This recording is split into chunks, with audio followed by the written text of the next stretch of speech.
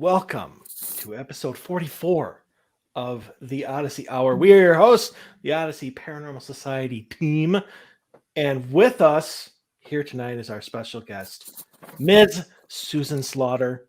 Welcome, Susan, to the Odyssey Hour.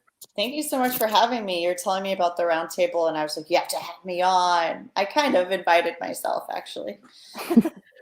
As much as I know that's not true at all, I'm going to take it. What do you mean? I told you, I was like, that sounds amazing. You have to have me on next, and you made it happen. Of course, I make whatever I need to happen.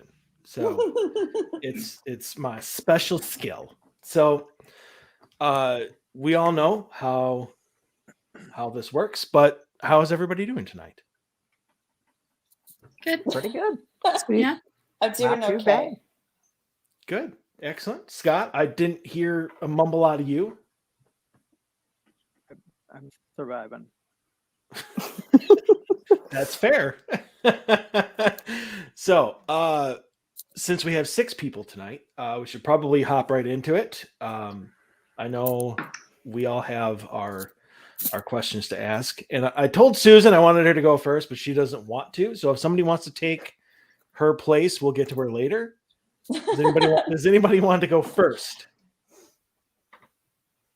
Okay, it's up to you, Susan. Okay, Haley called it just before I'll do it. I'll take the reign to Mordor. I just gotta find my question. Okay.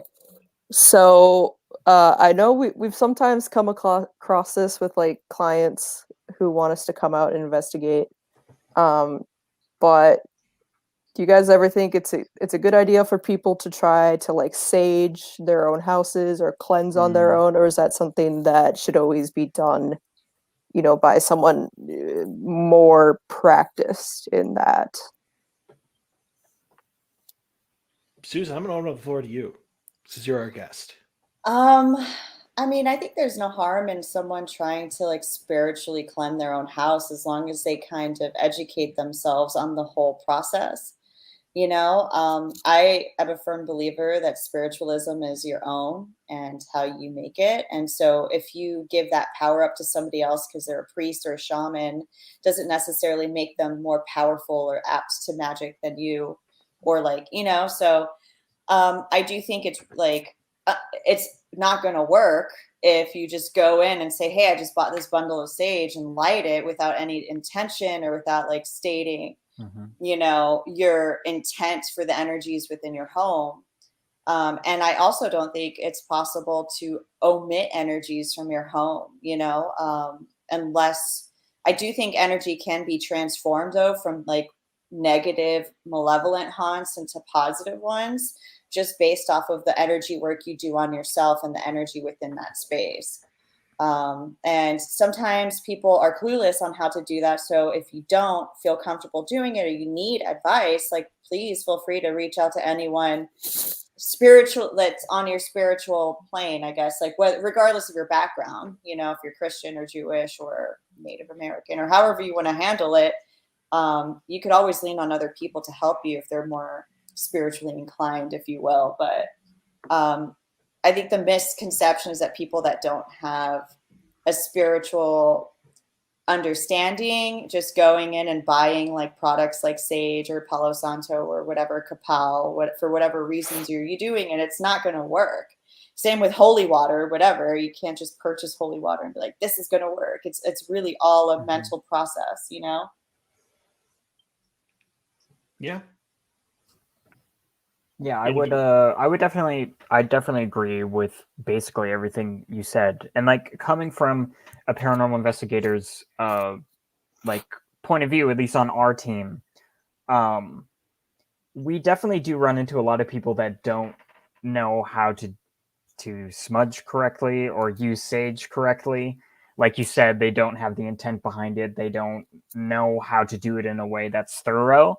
So I don't know. On our team, we kind of discourage that from, at least if we have the intention of coming in and helping. I mean, we always have the intention to help, but especially if we're going to do an investigation, just most people that are contacting us are probably not spiritual in that way and just don't know how to do it. So I think I mean, at least my opinion, generally discourage. But obviously, if you have the knowledge to do it, we are not going to tell you no.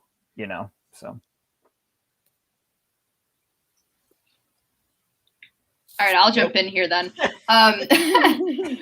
I would agree with Sam and Susan. I mean, it is all about the intention that you put behind anything that you do spiritually. So if you're intending to just protect yourself, maybe that'll kind of help. But I do think there is a point where if you if you don't know what you're doing, you could really kind of screw things up unintentionally. And maybe that has nothing to do with your intention. I'm by no means an expert on the subject, but you want to have the right intention behind it. And you also want to do your research and know what you're doing and know why you're doing everything a certain way, because there are a lot of little things that, as we've seen, like if you have a bad situation and you do something wrong when you're smudging, it could unintentionally piss something off and make things a little worse, or kind of switch the situation to make it somehow more negative because you're trying to push something out. If that's your intention, sometimes spirits get angry. So yeah, it's all about the situation. Again, if, like Susan said, if you have any questions at all, I would recommend reaching out to somebody in that field or somebody in your religion or something like that that could help with that. But yeah, all about intention and do your research. Scott, you're kind of our resident cleanser, I guess you could call it. I mean, what's your take? Well, I agree with what everybody's saying so far. I think pretty much anybody can, light sage and do any kind of blessing in their house. It's like others have said, how much you know what you're doing is going to determine how effective it is. If you're and what your intention is, like they said, if your intention is to expel spirits from the house, that's very different than if you're just trying to do a general blessing of your house.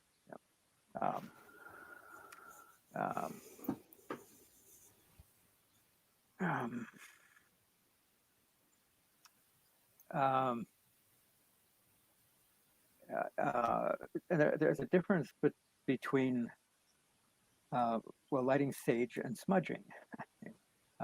There's more to smudging than just lighting a stick of incense and wafting it around the room.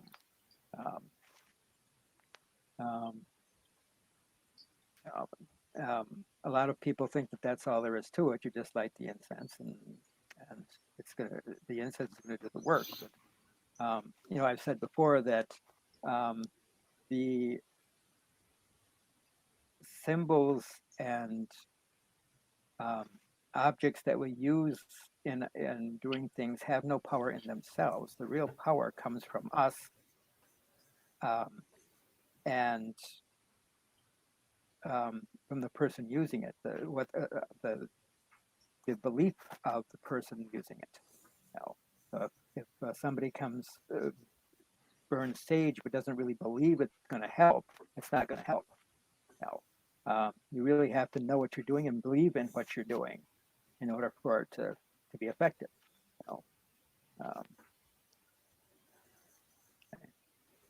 Okay. You just kind of taper off sometimes. I don't know if you're done or not. Yeah. So I think the main thing that everybody has mentioned, which I think is the most important, is education, is knowledge, is research. And there are some people out there, obviously, who definitely do it, but there are a ton of people, and especially the clients, who do feel that they'll go to a store, they'll buy some sage, they'll light it, they'll flap it around and be gone, spirits, and it works. And that's because that's what they see on TV. They don't want to spend the time doing education, and they don't want to spend the time doing research. And I think that's That's horrible, and you really need to. And that's kind of the one thing that homeowners can do on their own, but often screw that up. And it's exactly what Lauren says is once you do it and you screw it up, or you don't really understand what is actually going on in your house, a week later, 2 weeks later, it's right back in your house and now it's pissed. And that's when you start calling in people. But you made things a lot worse. And we actually have a case this weekend, and she tells me that she sages her home like once a week, and then everything like gets transferred out into the yard, and so they start seeing things in the yard, and then 3-4 days later they're right back in the house, and they're bothering people. And I am not against people saging their own home. I am against people saging their own home when they don't know what they're doing. And the sad thing is everybody always thinks they know what they're doing. And I think it's almost the hardest thing as a paranormal investigator. And Susan, I don't know if you've had this experience a lot or not in your career. It is so hard to convince a client that they don't know what they're doing. Mm-hmm. They don't want to listen to you. Ever. I become the biggest bitch in the world to them because I'm like, look, it's not really like that. And then I have to kind of like, I mean, I don't know, maybe I sound condescending when I try to talk to people. I try not to, but it's, it gets to the point when I go to conventions now and like they show me things or they tell me things and I just kind of nod. I'm like, that's cool. Wow. Like, oh man. We just had that conversation last week. Having that conversation. Yeah. And it's just like, because if I'm like, I don't really know if that's the route you should be going. They're like, well, what do you know? You just work on television. And I'm just like, yeah, you're right. What do I know? Whatever. So it's like it's hard because when you start, it's a spiritual field and that's so personal to so many people and you can't really tell them anything. And so, it's fine. I mean, I just take a backseat to that these days. I like, if you really need my help or, you have to like, I ask people now, it's like, you are allowing me to go and handle things my way. Yes. And you're going to use, I have to kind of make sure that's the thing. But nowadays, I don't ever really get the chance to do local investigations anymore. I'm always getting pulled away doing some sort of production investigation. And that's a whole other ball game, Yeah, no, exactly. Haley, do you have anything that you wanted to add? Because I know it's your question. I would say you guys hit the points I had. Like, definitely, there's a difference between with your intention being like, I want to protect myself, and the intention being I'm trying to force something out of my house, and how you're approaching it is going to very much affect how, whatever is in your house is going to react to it. And I would certainly say that it's probably something best avoided unless you actually know what you're doing and you've done your research, because you don't want to make it worse, I guess. Right. I just want to also point out, like, the majority of the time that I find that there's like a negative aspect haunt, it's because it's feeding off the negative energy of the people within the home. Mm-hmm. They're usually the source of that, and that's the problem. That's why I always tell people, it's like, it's not about calling in a shaman or a priest to handle your load. It's really, you got to like seek counseling and maybe get some sort of like therapy going. A lot of the times, like, it would be households that like are dealing with abuse or addiction, stress and things like that. And if there is a haunt or like an energy in the home, if that's the only source of energy it has to feed on, it's just eating trash energy. It's going to turn into a trash haunt. You know what I mean? And so it's like you are what you eat type thing. And the strongest forms of energy in that home within our dimensional space is that of the living, breathing humans there. And so that is what the energies are feeding off of. And a lot of the time I'm finding, it's the broken homes or the people that have like some sort of, dilemma going on in there that have the negative aspect haunts?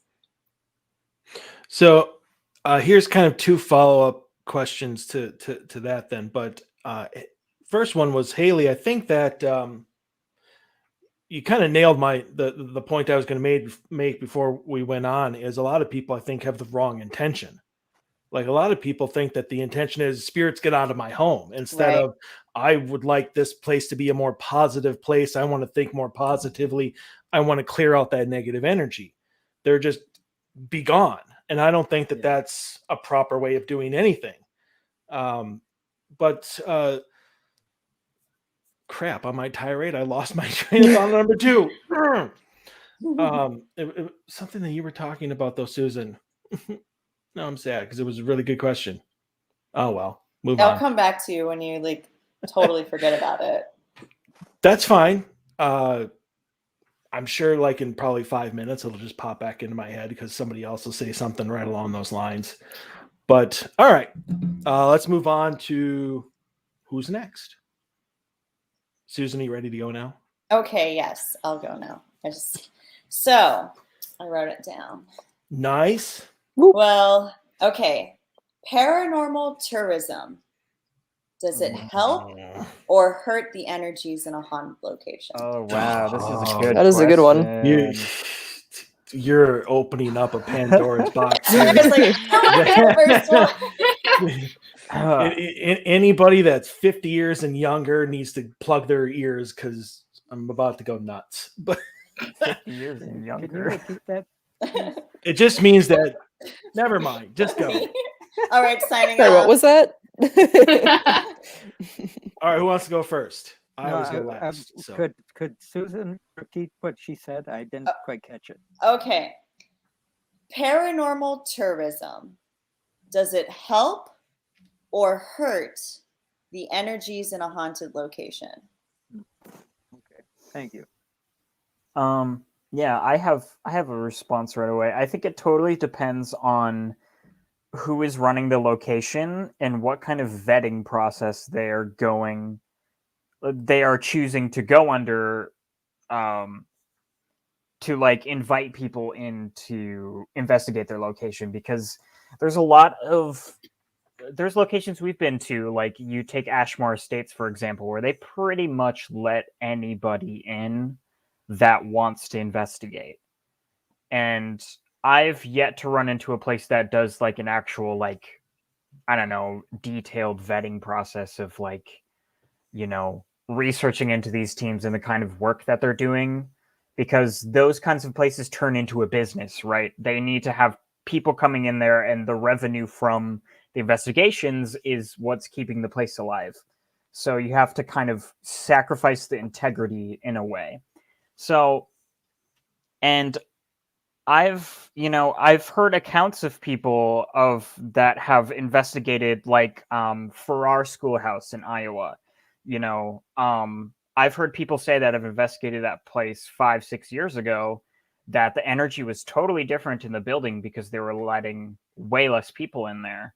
And since then, the energy has gotten way different. The energy has died down. It seems like a lot of spirits have moved on. So honestly, I think most of the time it's a negative. It kind of, I don't want to say spoils the energy, but I think a lot of paranormal teams can come in there, or even just ghost hunters come in there and do shit that just ruins it, or bring in energies that don't need to be there, and bring in harmful spirits that push the innocent ones or the better ones out. So I think that's what happens most of the time. Yeah, I've been trying to like think of like pros and cons, like hurt versus help, and I would definitely say I'm also leaning towards it being something that hurts, the experience of the location. I like how Sam brought up, you might have teams coming in who aren't necessarily very professional investigators. They might do a lot of provoking, and something like that. If someone's coming into my house constantly and provoking me, I'm not going to want to talk to anybody anymore. I would imagine that would make the spirits a lot more hesitant, and it's probably just like exhausting to have someone in your house constantly barking questions at you. And the same ones over and over Oh, again. yeah, exactly. I Mhm. mean, it's hard to come up with a completely original question, especially if you're trying to ask about something relevant to the location. But then that becomes harmful. I guess, yeah, when I was trying to think about ways that it's helpful, it's like, maybe someone comes in who a spirit really clicks with, and it, that could be something that's helpful. The more people, the more chances there are that we could, get answers that we're looking for, or maybe the right person comes in who can help them move on if that's what they're trying to do. But yeah, I would definitely lean towards paranormal tourism being more of a hurtful thing. Yeah, I would agree. I think there's only one situation that I can think of where it would be like more positive, and I just like go to like a schoolhouse like Farrar where there's like a bunch of kids running around that are always looking to like make new friends, like see whatever's going on, like high energy environments. I feel like that would be positive to have a lot of people coming through.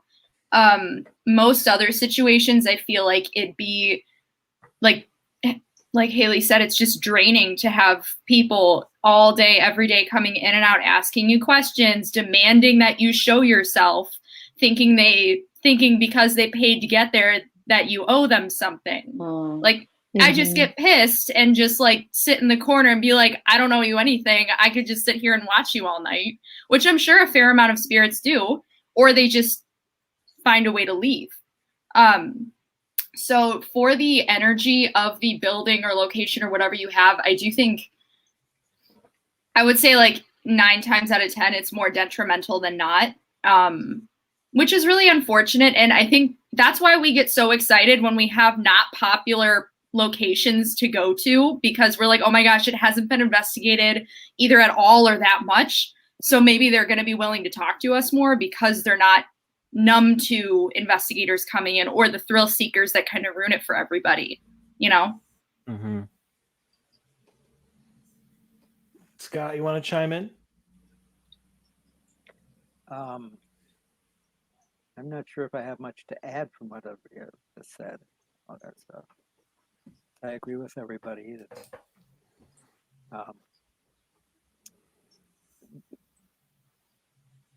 constantly saying the same things, asking the same questions over and over again. I think they get sick and tired of us doing that. Just like we would have people do it to us.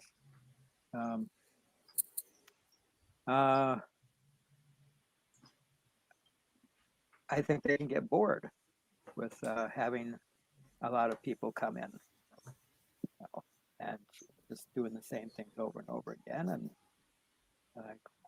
why do I have to keep putting up with this? I'm going to leave, and then I'll come back when they're gone.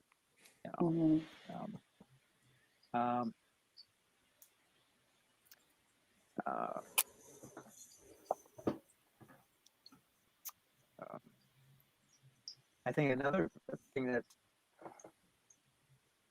about paranormal tourism is that you get a lot of people coming into a place that don't know what they're doing, don't really take it seriously, and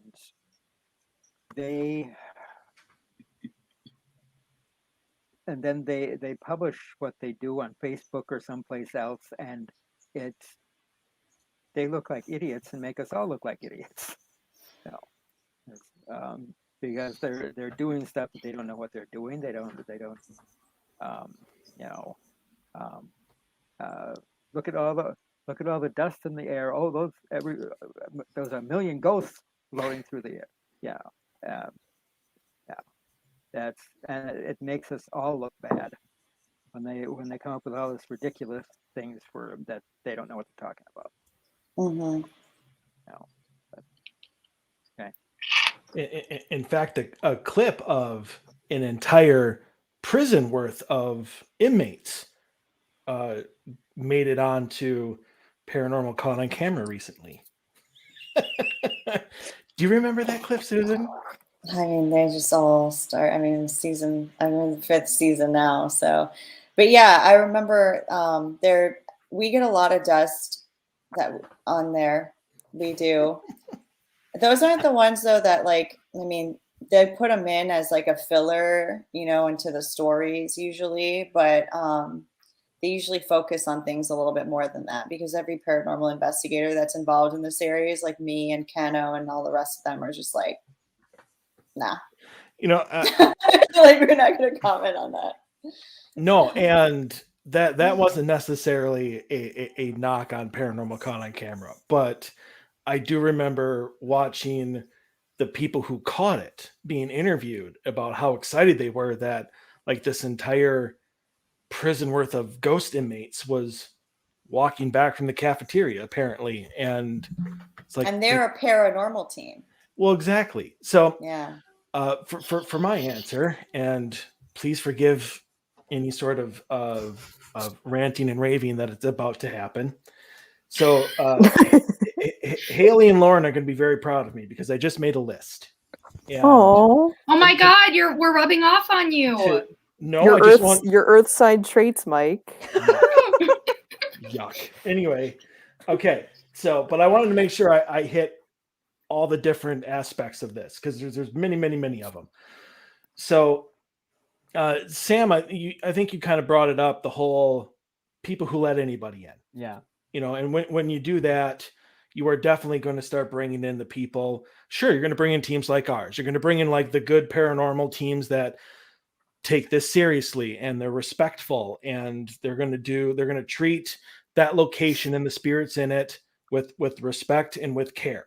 And yeah, they're probably going to ask the exact same questions that everybody does, but they really want the answers. I don't ask a question that I don't actually want the answer to. I just never get the answer. So, but then you're going to start bringing in the people who bring in the Ouija boards, and they're going to bring in the seances, and they're going to start opening up doors that they don't even close. I mean, so pretty soon you're going to have a location that is just filled with doorways.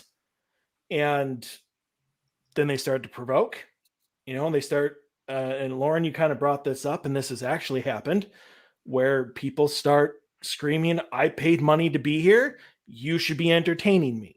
Like they think that the spirits owe them something because they pay the owner of the building $400 to be there. And that's wrong. Spirits don't owe you shit. I mean, just flat out. And the bad thing about it is, and I think that we brought up Farrar, and I think this is what happened with Farrar. I don't know if you know about Farrar, Susan. I'm learning about it. Everyone's mentioning it. School haunted by little children. Not anymore. Not anymore. Right. And I think the whole part of that is, as you bring in all of these different people and you have these people opening up all these doors that they don't know what they're doing, all of a sudden you fill the school with spirits that aren't even originated. They're not supposed to even be there, but they were brought in or they were allowed in by people who didn't know what they were doing. And I'm with the spirits in this one. I mean, if I was a child at Farrar School and yeah, I was having some fun meeting all these people who wanted to play ball with me and read books and all this stuff, and all of a sudden 4, asshole entities were let in that just kind of shut everything down and made everything not fun there anymore, I would move on too. And I definitely think that is what has happened in a lot of places, is people have brought in spirits that were not meant to be there, and all the ones that people knew about at the beginning are gone. I wanted to touch a little bit on like what Sam had mentioned. Like one of the first things he said was it shifts like the energies in there. Like what was originally the haunt that made it so like popular, now the energy is not even the same. And I don't think it's because energies like move on or change. I think it's just they adapt and they like morph into like different forms of energy because of all the people that are going there. potentially, like you said, opening doors and not closing them. And then it just becomes like it's not a pristine spiritual environment anymore. It's just become like a big muddy energetic mess. And now I notice those types of haunts, all they do is kind of mess with your equipment, but you don't get anything legit, like good about it. You know, like you don't get any intelligent responses. You don't get any like apparitions that are exclusively an individual that was there anymore, because those things don't exist after you start bringing in all these people, because that will start to change that, you know, ghost or spirit into something completely different, because I feel like those energies are kind of malleable depending on what is there to feed off of to manifest, you know. And you start bringing in all these people with good intentions, with bad intentions, educated in the field and not educated in the field, and the stories change, history shifts based off of psychics coming in and making up things. And You just took number 4. you know, sorry. Yeah, but tell me what you think about that. You know, like the psychic historical background, you know, of, you know, things that are not actually documented, or, you know, it's just all of a sudden it's like, this happened. Did you know 700 people were murdered with an axe and buried under this house because a psychic said so? And then it becomes part of the history. Then you have people coming in to this house that never even happened in, and they're thinking, oh my God, mass murders. Oh my God, mass murders. And they're bringing all this dark vibe in, and that's not even the case, you know? And then all of a sudden the energy could shift from that alone as well, because everybody's going in there and changing the facts. And that's exactly what I had written down. Change history and the reputation. Mm-hmm. I mean, let's just look at Edinburgh Manor. Edinburgh Manor was just an old poor farm and turned into an insane asylum and then shut down. Well, but then once Ghost Adventures got in there and started talking about the demon known as the Joker and how he was attacking everybody, that's all anybody talked about anymore. But it did a huge amount of money for that group, or for that place now. In fact, Destination Fear was just there. I had to shut the episode off because they started talking about the history of the place and how all of these patients got a hold of strychnine and committed suicide. And I'm like, nope, that's not true. And then they started talking about like different claims that were in the building. I'm like, nope, never heard of that before. Nope, never heard of that before. That's completely made up. That's all they do. All these shows go into these places and these documentaries that are now on YouTube, and they change the facts. They change the history to fit the narrative that they want their investigation to do. And people don't know the difference because, again, nobody does any research. Nobody looks at the history. All they want is the experience. And you know, and I understand these shows go in there for that exact reason. Let's give these people a show. Let's show them these outlandish things, and we're going to get ratings for that. But they do a lot of damage when they do that as well. I did want to bring up, Sam, you brought up the vetting, and absolutely true. Almost every haunted location out there, you have a credit card, you can be let in.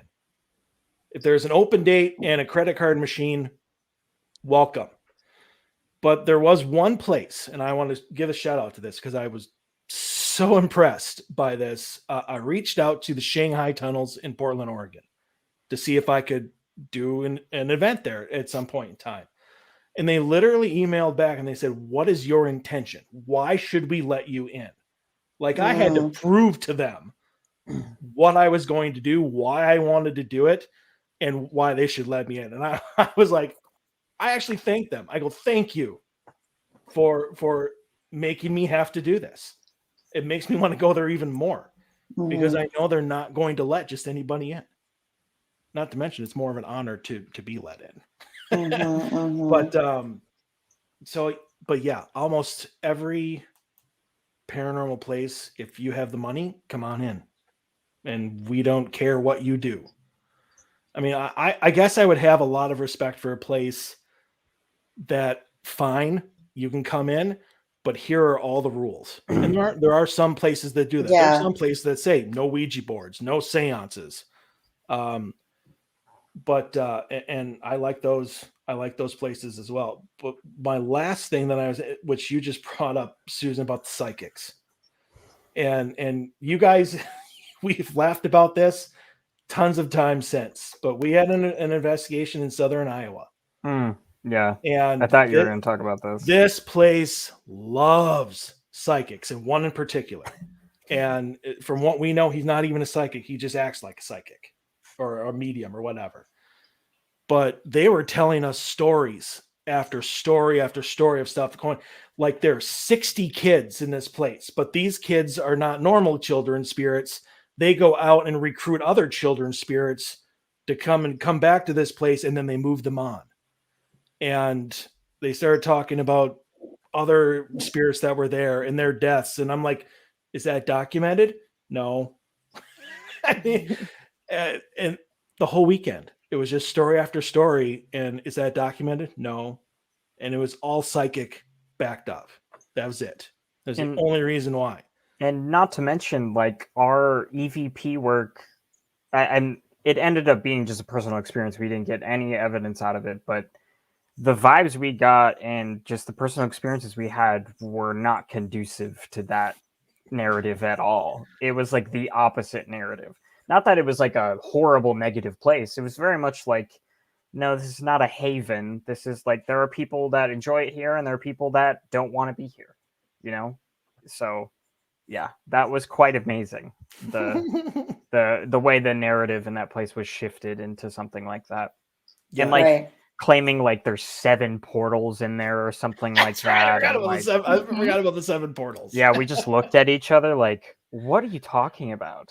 I could feel Mike's sarcasm, just like he wasn't even saying anything. I wasn't even looking at him. We were sitting down the table. I'm like, I know. He was just looking at the floor. I was developing a twitch. It's hard, right? You gotta bite your tongue sometimes in the field, you know? It's like it's crazy because then otherwise you're the asshole, and then people are gonna talk shit about you and all that stuff. I used to be like unapologetically blunt, and I can't be that anymore, unfortunately. I've turned so PC. Like I'm always like dancing around facts, like Well, I mean, that's kind of because you represent something now, you know, and if it's a client in a private, like residential type investigation, they're getting the bitch Susan, that's for sure. If something needs to be said, you need to say it. Yeah. But when you're out at the conventions and somebody comes up with that piece of evidence with that the you know orbs. is junk, that do with you the call orb it of their out? grandmother who died 2 weeks ago, you know, like what do you do with that? Yeah. You know, and it's just like you can't do anything with that. You're just like, you're like, I'm wow, so that's sorry so to hear it. That's interesting. cool. Wow, interesting catch. Yeah, everybody that watches this is not going to come up to us anymore. No, this convention in December, Because they know like, that those guys. No. Yeah, they lie to your face. They tell you that this is interesting stuff, and I know they're lying to me. So no, I mean, you're lying to yourself. But I mean, to answer the actual question, I understand it needs to be there. Like I just understand its reasoning for being in existence, but everything that happens in paranormal tourism hurts the spirits there. I agree.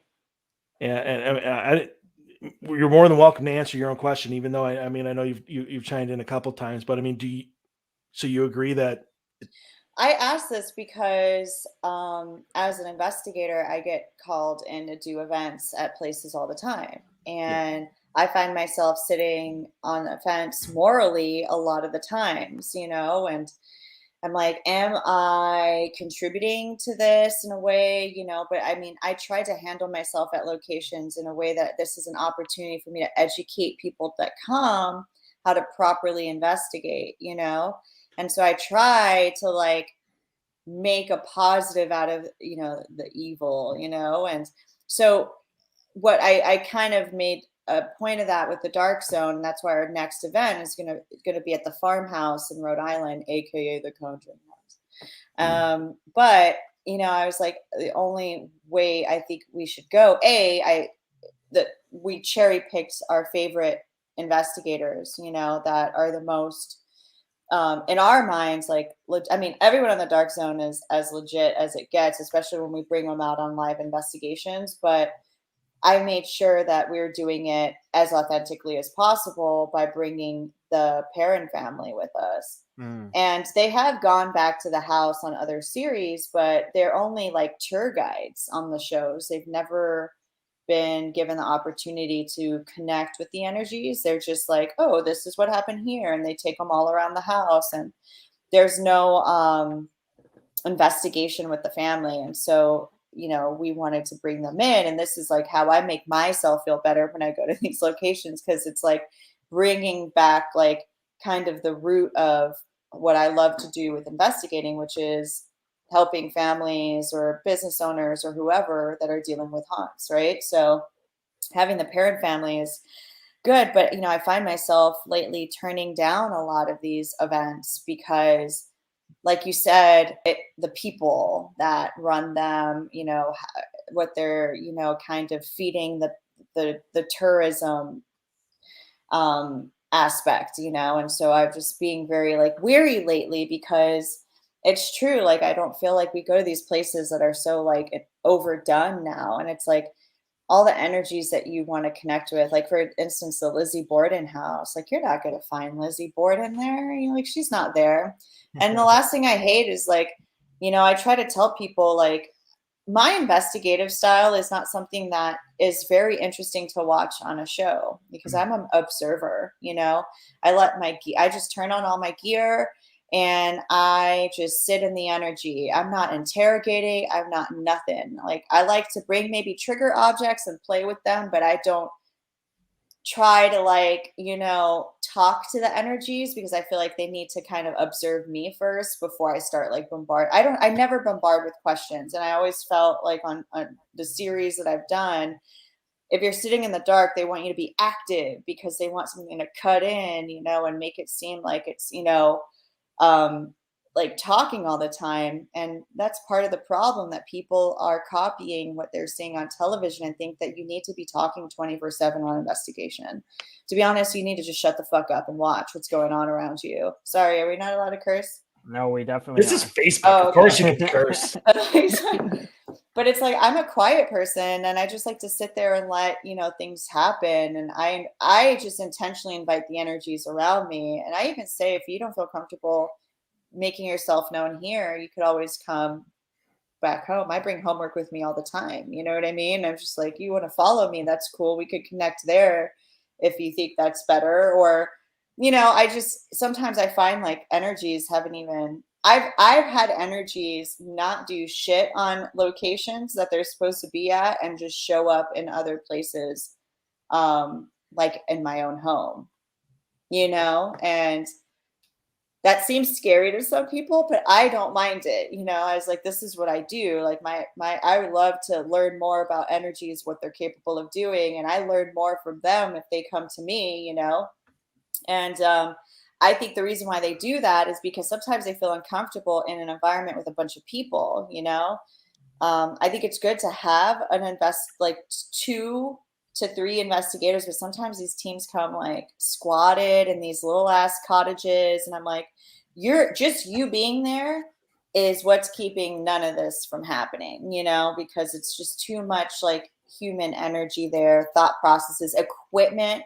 Oh my God. And the people that show up with these cameras with illuminators like this big, and just like, do you understand like flooding a whole environment in IR is not going to help? You're literally like bleaching the energy out of the whole area, with that IR. So that's another thing I laugh at. Like the type of gear people bring is just like, oh my God, overwhelming. I'm like, I'm not even supposed to be able to see infrared with my own eyes, but I just feel it burning the environment, That's I interesting. just went on a tangent there, but fuck That's your right. That's what we giant call IR you. lights. Get them out of here. That's what we brought you on for, Susan. Oh my God. People really want to be some Ghostbusters out there, which is another thing. Like, I want to go back to the days when we can have like those old like 90s like mini cassette tapes, and the recorders and things like that, and actually take flash photography on film. And people don't realize, like, just because you have more modern equipment, the modern equipment we have today is actually manufactured or designed to omit anomalies and strange things, because it's constantly editing the light and trying to, there you go, your Polaroids. I totally forgot about that. You busted out the Polaroid last time. Yeah. But yeah, I mean, like I said, Polaroids are awesome, but they're also like expensive. Yeah. I mean, back in the day, people would have like dark rooms and have like 8x10 photos from their investigations. I do miss that, but that was before my time. And I'm just like, I want to investigate like we're back in 1987. Perfect. Who would like to go next? Lauren, I think you're next. I have a follow-up question to that question, actually. So I know in a lot of the very popular paranormal touristy locations that we've gone to, some of them around Halloween do like haunted house attractions. Oh God, yes. So I guess I've heard two schools of thought on this. That one, it's very exploitative. It's not the right place. It's not the right, you shouldn't be doing that. Or two, it gives off so much energy that helps the spirits and like feeds them basically. So I guess I would like to ask everybody where they lie in that argument and what their reasoning is. I'm drinking out of an Eastern State Penitentiary mug right now, and they have a massive haunt that they do inside Yes, their they prison. do. And when I went to investigate there, they kept all their haunt stuff up over the years, like in areas that are not usually accessible. But I was there with ghost hunters, so they're like, yeah, you could go anywhere. And so I think what it does is it shifts the whole energy, because you're bringing a bunch of people in and they're actively fearful. And so it changes the whole dynamic of a haunt to like a fear-based haunt, which would, when people go into a place after that, another place that does this is like Asylum 49 in Utah, or the Factory in Utah. There's a bunch of I have a bunch of friends that are haunt actors. And after working in those events, they get really ill, from being in those locations. I remember I was invited. I wasn't hired, and I went. But I was invited by a bunch of haunt actors because they're like, we've been doing this event called The Castle. It was a nightclub that had several murders there, things like that. They knew there was activity there, but it just turned into a haunt, and it's almost year round. And they were feeling really ill. People were coming home feeling like possessed a little bit, relationships started falling apart, marriages breaking up, fights between the haunt actors, things like that. Wow. Because they said that this is not normally like this. When they leave the premises, all of a sudden, it's just like, but then they feel like it's the energy from what they do in there and the people coming in and screaming. And the castle is one of those, like, you have to sign a waiver type place. And it's like full on like contact, where actors, depending on your level, can straight pick you up over their shoulders and throw you in a coffin and nail it shut, things like that. So it's an extreme haunt, and it changed the whole environment in that location, and it turned it into just a really negative, like funnel.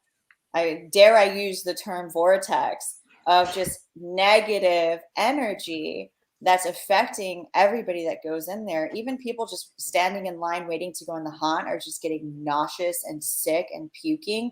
And that's even before going in. They're just like feeling that anxious and the anxiety and all of that. That's a little bit like intense.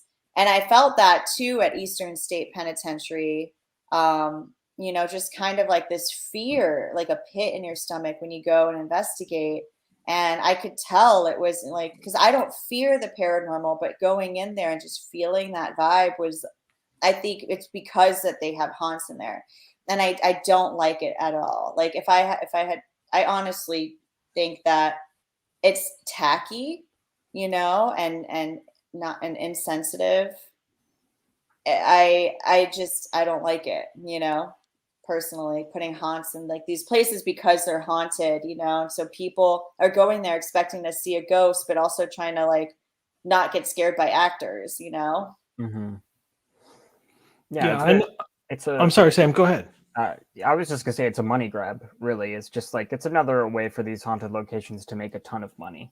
You know, like when we were on the I don't remember the name of the ship. The Irvin. Queen Mary. Yeah, the Irvin. Yeah, the Oh. William A. Irvin. That's in Duluth, Minnesota.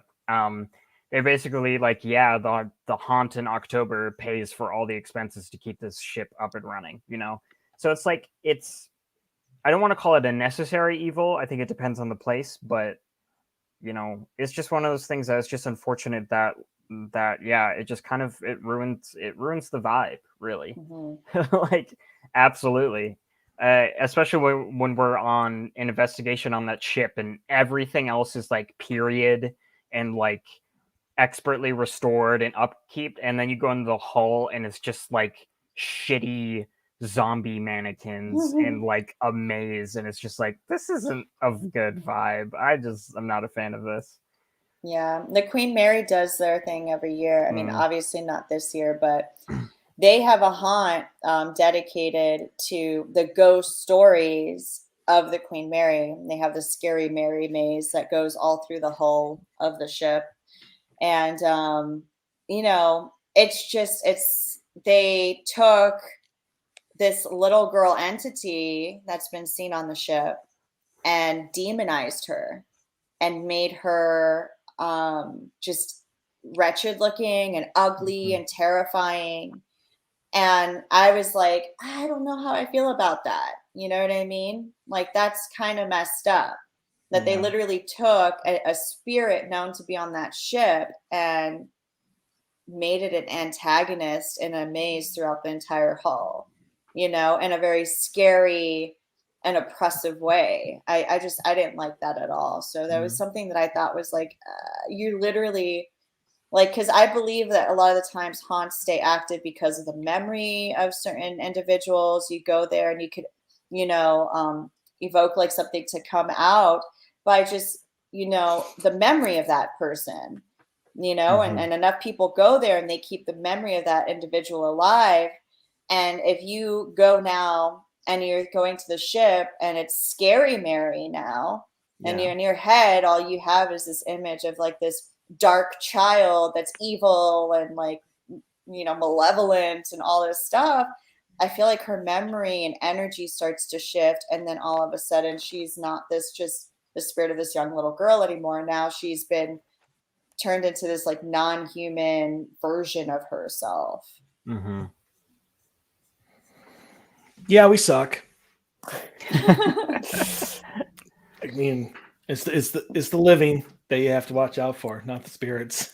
I just find it so crazy that, you know, people that go into these locations, I do understand that a lot of the times people who fear the paranormal and then go to these locations, they'll use things to like coping mechanisms, like joking and being disrespectful because they're scared to be real, you know, and like genuine because there's a fear there. And so they become like douchebags, you know, on investigations.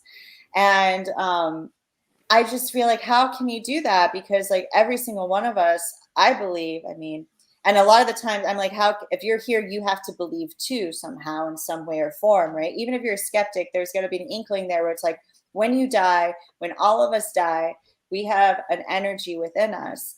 And is that how you want to be treated, you know, for eternity, if you're stuck there, you know?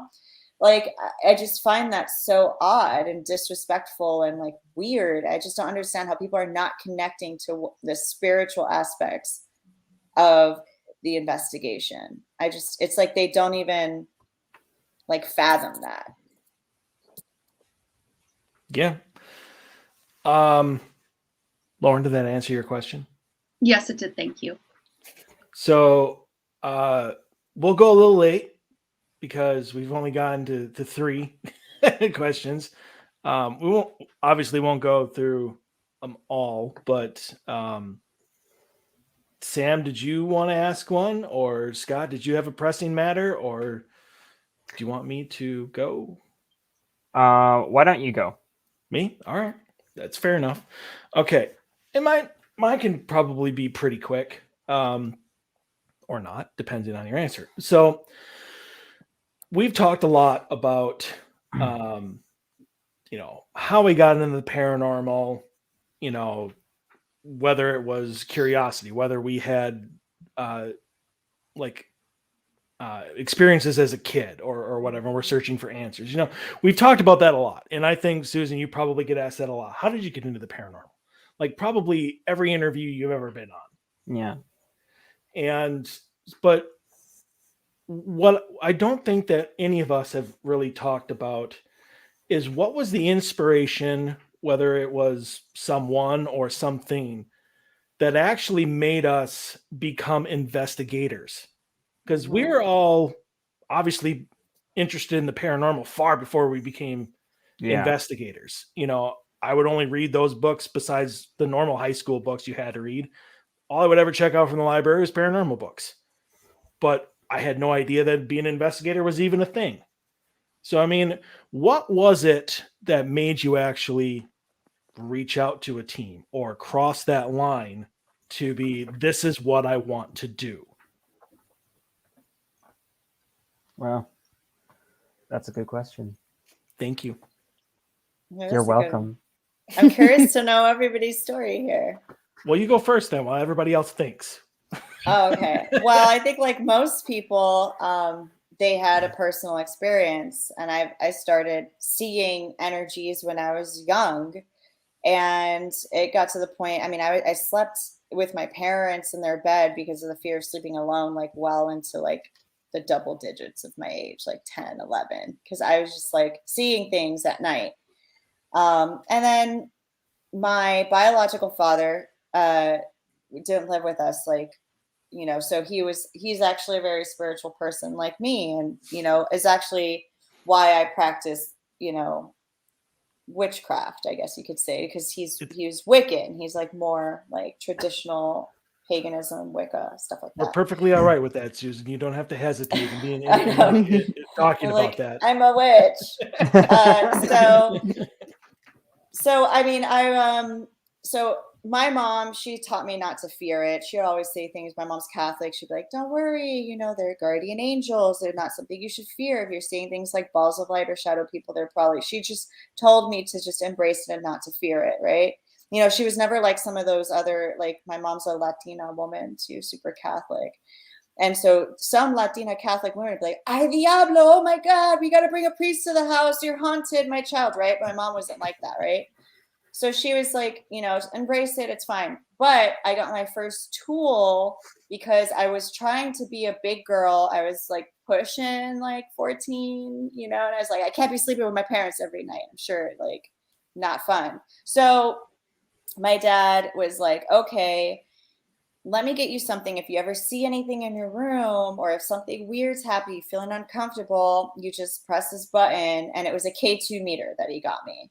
It was like, and this will show you if there's any spikes of energy in your room, and you'll be able to know whether or not this is a real experience or maybe you were just dreaming, but this will make it like a solid reality if there are like any spikes. So I got my first K2 meter from my dad.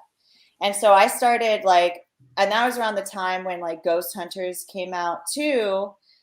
I got the K2 meter before I knew about ghost hunters, but then ghost hunters came out and they were using K2 meters and tri-field meters and things like that. I was like, oh my God, people do this. This is a thing.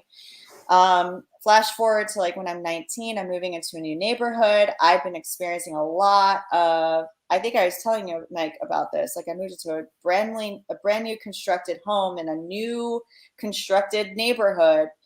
And I was experiencing a lot of crazy spiritual activity in that house.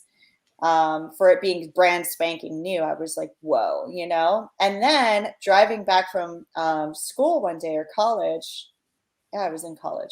I saw a Jeep wrapped, it said League of Paranormal Investigators entering my community, you know? And I was like, oh shit, other houses are haunted in this hood. It's not just mine. Shit's going on with this neighborhood. I know it, you know? And so I looked them up online and I sent them this email and I was like, I don't have that much gear. I have a camera and a K2 meter, blah, blah, blah. I was like, I just want to, you know, like interview you guys or just understand what you do. If you need help with anything, I'll just load your gear. I'll help you sift through evidence if you need. And so they interviewed me and then they let me on their team. And so that's how I joined my first team. And it was inspired by my dad, who gave me my first ghost hunting tool, which was the K2 meter. Nice. Who would like to go next? Good dad. Yeah.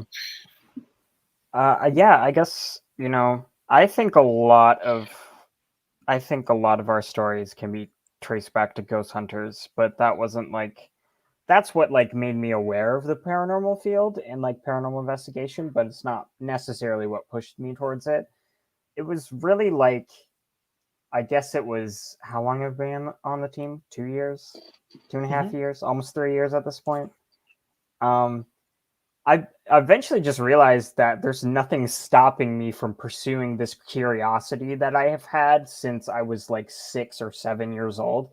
Because, Mike, I did the same thing when I was in the library. I would check out books on ghosts and I would, you know, I would read ghost stories of Minnesota and like that, you know, that shit. I think everybody has that same book called Ghost Stories of Minnesota. I think I have it downstairs. I sure do. Minnesota. Yeah. But I basically just realized one day, and I think it was because I was talking, and Haley's included in this conversation. I think we were just talking about paranormal shit. And I was just like, wow, I've been fascinated with this for so long. There's literally nothing stopping from me from like actually pursuing and investigating it for myself. So I went and searched for paranormal teams around the cities, and I eventually came across Mike's website, shot up an email, and we exchanged emails back and forth. And Mike put me through the ringer as to what I actually wanted out of it, and luckily I said the answers that were pleasing to him. I mean, I didn't lie. I told him the truth, but yeah, and that's basically how Haley and I got into it. Not to answer for her, but yeah, I basically just realized that I have been fascinated with this for a long time, and there's nothing stopping me from pursuing it, so I'm just gonna do it. Right. Yeah. I didn't grow up with personal experiences at all. I was just very fascinated with the paranormal, growing up, watching the TV shows with my family and stuff like that. But yes, as Sam said, what got me into it is just that Sam is way more of a doer than I am, and then I got invited along. But I mean, I think part of what pushed me into it as well is that I enjoyed the philosophy behind this team a lot. That it's not just about, you know, trying to get spooked and have a creepy experience. It's about trying to see if we can help, whether that's helping someone who thinks their house is haunted, and, you know, maybe is confused or scared, or helping a spirit that needs help. So I guess that's what pushed me to continue sort of pursuing it after Sam went and made money moves. Haley, I got a question for you. Yeah. Have you had paranormal experiences since your pursuit? I mean, well, on investigations, I would say I've had experiences. Outside of them, no, I would still say that's not something that happens for me. Mm-hmm. Lauren, Scott, either you want to go? I can go. So like Sam said, I was the one in middle school spending hours on the computer researching. I have multiple binders that I actually have with me because they're so sentimental to me with all of my like really novice research. Yes. Yeah, I still have it. And I actually didn't start watching Ghost Hunters. I started watching Ghost Lab with the Kling brothers and Katie. that was my first like intro. So I'm very excited to meet them in Vegas and tell them that they were the first show I watched. But so that was what started my interest. What got me started like wanting to be an investigator was me and one of my best friends, who's actually been on an event with us, Megan. We were going to go to a Nick Groff event. He was hosting an investigation at the Palmer House in Minnesota here. That was supposed to be, I think, like last July, and then COVID happened and it got canceled. And I'm like, I was really looking forward to doing this because we've been watching him on TV. Like, I've always kind of wanted to do this. I wanted to try it. And now that's canceled. What am I going to do now? Like, what's the next step? So kind of like Sam, I went and researched like what paranormal societies are around me. And then I reached out to Mike and I'm like, hey, like, me and my friend are very interested. We were going to go to this event, but then it didn't happen. And I want to take the next step. I want to see if I'm any good at this. And we had like an interview and got talking, and here I am a little over a year later. So, yeah. And in that year, what are the places you've investigated with the team? I've been on 6 investigations. Right, Mike? Well, I mean, you've probably been to 6 locations, but a bunch of those were like 2-night events. Yeah, I guess if you're counting those as separate. So, well, let's see. Farrar, it was Edinburgh, Grand Opera House, 1 residential. The Montevideo cemeteries. If that's 2, you're already at 6, and I know there's at least a couple more. We did the Irvin twice. The Irvin twice, yeah. Yeah, so you've had plenty. We're getting to 10. Very excited. Yeah. That's an interesting question. Why did you ask that, Susan? No, because in a year, I was just curious to see, like, you know, like all the places that she's gone to now that she missed out on her one opportunity, and then she pursued something else, and then she went to all of these other ones. And that was I'm very glad that happened. Yeah. That was after like 6 months of waiting too. Yeah, I joined in late August, and we didn't go to our first investigation until February. Yeah. It was a while. Yeah. Not to mention, I think you've had some pretty powerful experiences since being on the team. Yeah. I can certainly say that things are going in ways that I have not expected, but I'm interested to see where they go, and we're in the process of figuring that out, so it's all good. More to come on that. Scott, what about you? Because, I mean, obviously you've had very, very long spiritual career. And I mean, I know when you approached me, you know, at Leduc and everything, but I don't think we've ever talked about like why you actually wanted to join. Well, you know, I've had experiences since I was 6 years old, and all through my life.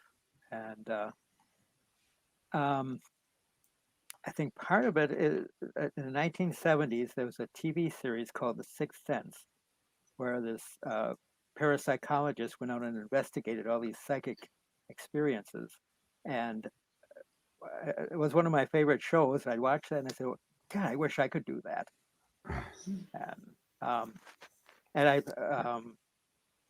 back in the 70s, I started studying everything I could get on parapsychology and psychic phenomena and spirit communications, all that kind of thing. And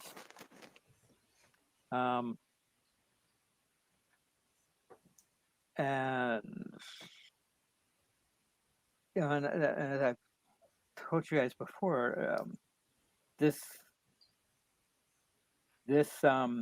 just felt like, to me, the logical next step is to go out and investigate, because I always wanted to do that, and I just never had the opportunity and never had anybody to do it with.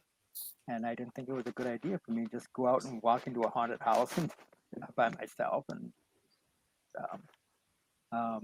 because I didn't know what I was doing as far as that goes. But when I saw that event that you were having at the Leduc on Halloween 4 years ago, I said, I'm finally going to take this opportunity to get to this event and see it, and find out what it's like. See if I can actually get into this thing. Um, and Mike was good enough to give me a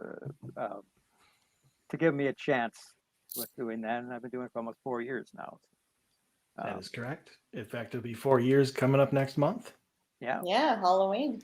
That's right. I have So- a question for Scott really quick. Absolutely. Who would you say would be like your, like, since the 70s have been interested in parapsychology, like who would you say is the parapsychologist or investigator that resonates with you the most, that was like most inspiring?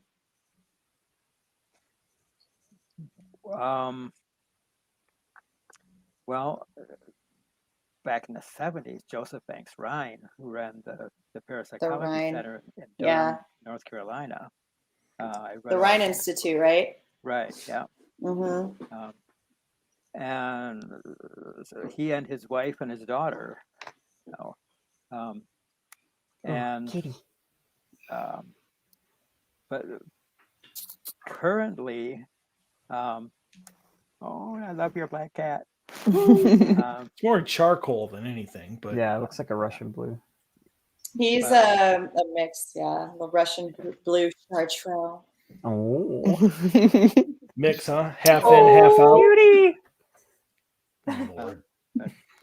Today, I am a big fan of John Edwards and Alison Dubois. Oh, okay. So those are like more psychics. Yes, psychic mediums. Yeah. Mm-hmm. He loves John Edwards. Yeah. I went to sit with my dad, got tickets to a live John Edwards reading, and we went together to that. And I was like 10 or 11 when we did that, like back in the day. So I remember seeing that. And the entire time I was like, oh my God, I hope, like he reads something with me. What are these ghosts that I'm seeing my whole life? He did not read for me. Oh, well, that's unfortunate. I know.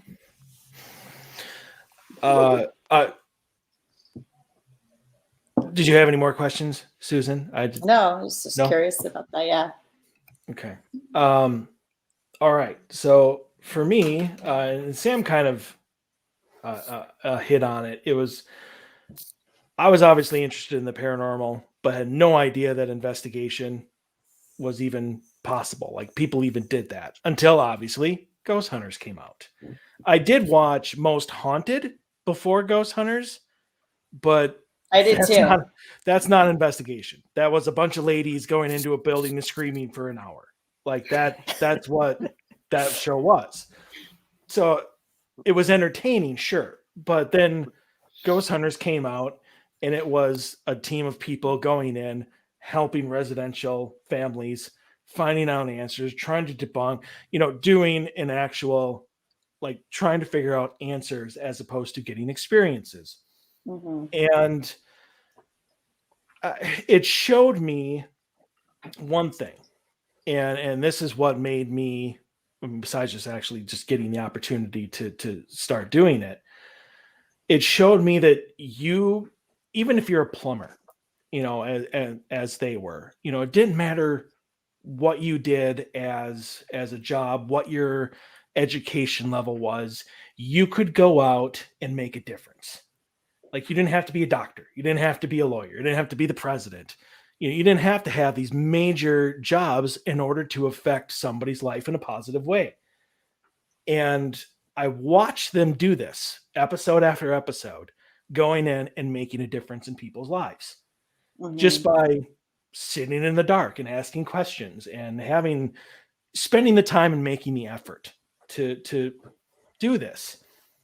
And so I watched that and I said, I would like to do that. I would like the opportunity to do that. And because it obviously was something that I felt I could actually do and do well. And then lo and behold, I was watching an episode one day with my friend Megan. And I said to her, I'm like, I would like to do this one day. 3 weeks later, out of the blue, she calls me up and she's like, hey, I was at a family reunion this weekend. I was talking with my cousin Candy about our experiences as kids, and I mentioned to her that, you know, I had a friend that would like to do this, and it turned out she worked with somebody who was like a founder of a team. And she's like, you know, if your friend wants to contact him, I can get his contact information. I'm sure he'd be willing to take him out, see what it's like. And fuck yeah. I'm like, let's do it. And so she did. So she got his contact information. I contacted him. He asked me a bunch of questions, just like I do to you guys. A little different. I mean, because it's a different time than it was back then. I mean, this is 10 years ago. But convinced him enough that I was being serious about this enough to meet. And so we sat down at a restaurant. He gave me like essay questions that I had to like in a questionnaire of, you know, like what's a residual haunt and what's a demon. Like I had to show that I had some sort of background knowledge. And even one of the questions, what do you think you can bring to the team? And I'm like, I don't effing know.